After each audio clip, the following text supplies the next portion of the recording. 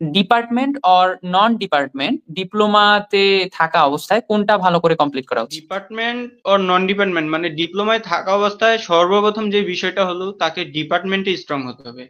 Department বাদ দিয়ে সে কখনোই নন ডিপার্টমেন্টে যদি বেস নিতে যায় তাহলে সে ভুল করবে।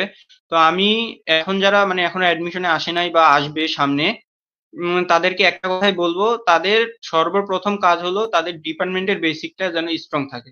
তাদের ডিপার্টমেন্টের বেসিক স্ট্রং করার পর তারা নন ডিপার্টমেন্ট ধরবে।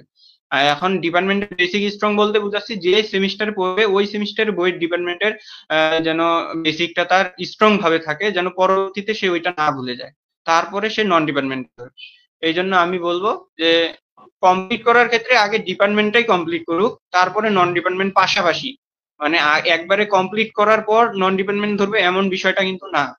মানে সে যেই সেমিস্টারে আছে ওই সেমিস্টার কি কি বই অ্যাডমিশনে আছে সেটা তাকে আগে খুঁজে বের করতে হবে।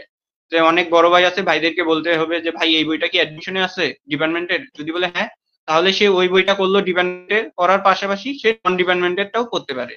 তো এইভাবে আর কি প্যারালাল করলে মানে সে অনেক বেনিফিটেড হবে। আমি যেটা মনে করি আর কি, আমার ক্ষেত্রে এমনটাই ঘটছিল।